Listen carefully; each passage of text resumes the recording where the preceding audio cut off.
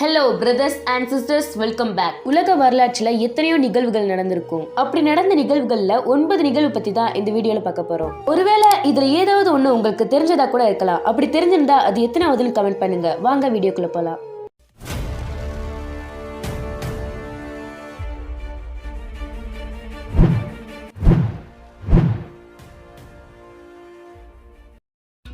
Number 9 July 1, 1874 அமெரிக்கால 4 வயது சிறுவனான Charles ரோஸ kidnap செய்றாங்க. இந்த கேஸ் அமெரிக்காவோட வரலாற்றுல ஒன்னா பார்க்கப்படுது.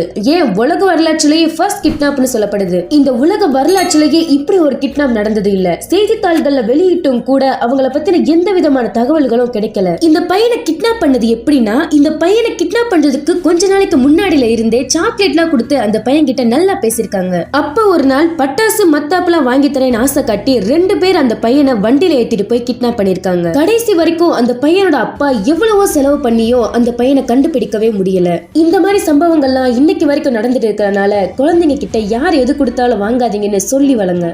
நம்பர் 8 மேரி அண்ட் பிராங்கோ அமெரிக்கால புளோரிடாவை சேர்ந்தவங்க. இவங்க 1995ல ஒரு கார் விபத்துல கண் பார்வையை இழந்துடுறாங்க. சில வருஷத்துக்கு அப்புறம் 2015ல அவங்க வீட்டுல வேலை பார்த்துட்டு இருக்கும்போது தெரியாம கீழே விழுந்துடுறாங்க. இதனால முதுகு தண்டுல ஆபரேஷன் பண்றாங்க. அந்த ஆபரேஷனுக்கு அப்புறம் மேரி அண்ட் பிராங்கோக்கு கண் பார்வை வந்துருது. 20 வருஷத்துக்கு அப்புறம் இவங்களுக்கு கண் பார்வை கிடைச்சது உண்மையாவே அதிசயமானதுதான். நம்பர் 7 பலி கொடுக்கறதுன்றது உலகத்துல எல்லா நாடுகள்லயும் இருந்திருக்கு. ஆனா மாயன் நாகரிகத்தை சேர்ந்தவங்களோ பலி கொடுக்கறத வித்தியாசமா கொடுத்திருக்காங்க. அவங்க இனத்துல ஒருத்தரை பலி கொடுக்கறது அந்த ஆண்டவனுக்கே போய் சேரும்னு நம்பிக்கை இருந்தனால உயிரோட இருக்கிறவங்கள நெஞ்ச கிழிச்சு இதயத்தை எடுத்து பலி கொடுத்திருக்காங்க.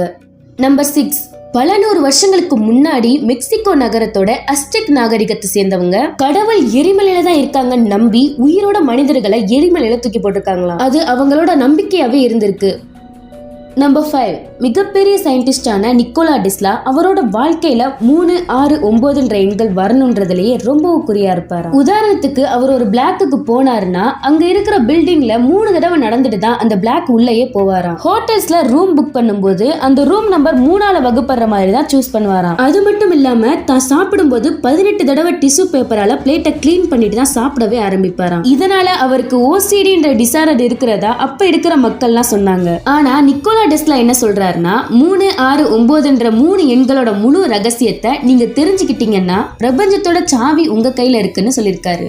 நம்பர் 4 எந்த அளவுக்கு ஒரு மனிதன் இன்னொரு மனிதனை சண்டை போட்டு கொல்றானோ அந்த அளவுக்கு அவன் பலசாலியா கருதப்பட்டான். மன்னர்களும் பிரபுக்களும் பொழுதுபோக்குக்காக மனிதர்கள்லாம் கொல்லப்படுவதை பார்த்து ரசிப்பாங்க. மாபெரும் மைதானத்துல சுத்தி உட்கார்ந்து 2 அடிமைகளை களத்துல இறக்கி அவங்களுக்கு ஆயுதங்களை கொடுத்து எதிரிய கொன்னா மட்டும்தான் தன்னால உயிர் வாழ முடியும்ன்ற நிலையை உருவாக்கிடுவாங்க. அதனால தன்னோட பலத்தையும் திறமையும் வெளிக்காட்டி தன்னோட உயிரை காப்பாத்திக்கிறதுக்காக ஒருத்தருக்கு ஆவேசத்தோட போராடுவாங்க. இப்படி வாழ்வா சாவான்னு சண்டை செஞ்சவங்களதான் கிளாடியேட்டர்னு அழைச்சிருக்காங்க. இதே மாதிரியே விலங்குகளோட சண்டை போடுறவங்கள பெஸ்டியரின்னு கூப்பிட்டிருக்காங்க. நம்பர் 3 19th செஞ்சுரியில பிரிட்டன்ல தற்கொலைக்கு முயற்சி செய்யறவங்கள கொலை குற்றவாளின்னு நினைச்சிருக்காங்க. தற்கொலை செய்யறவங்க பொழைச்சுக்கிட்டா அவங்களை திரும்பவும் தூக்கில போட்டுருவாங்க. Number 2 Chinese tickling torture. பழங்காலத்துல சீனால குற்றவாளிங்க கிட்ட இருந்து உண்மையை வர வைக்கிறதுக்காகவும் தப்பு செஞ்சவங்களை தண்டிக்கிறதுக்காகவும் கிச்சு மூட்டுற முறையை ஃபாலோ பண்ணாங்க. இந்த டார்ச்சர் எப்படி இருக்கும்னா, குற்றவாளிகளோட கால்கள் 2ஐயும் உப்பு தண்ணியில நினைச்சிட்டு அவனை படுக்க வச்சு கட்டி போட்டுட்டு அவங்களோட கால்களை இந்த மாதிரி ஒரு ஆடை வச்சு லிக் பண்ண வைப்பாங்களாம். இதனால குற்றவாளி சிரிச்சு எந்த விதமான அடியும் உதையும் இல்லாம உண்மையை உடனே ஒத்துப்பாங்க. நம்பர் 1 ஆதி காலத்துல வாழ்ந்த மனிதர்கள் சக்கரத்தை தான் முதல்ல கண்டுபிடிச்சு யூஸ் பண்ணதா எல்லாரும் நினைக்கிறாங்க.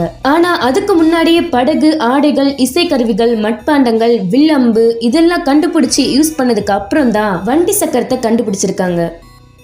இந்த வீடியோ உங்களுக்கு பிடிச்சிருந்தா லைக் பண்ணுங்க, உங்க ஃப்ரெண்ட்ஸுக்கு ஷேர் பண்ணுங்க, மறக்காம நம்ம சேனலை சப்ஸ்கிரைப் பண்ணிருங்க. அப்படியே பக்கத்துல இருக்க பெல் ஐகானை கிளிக் பண்ணுங்க. நெக்ஸ்ட் ஒரு நல்ல வீடியோல பார்க்கலாம்.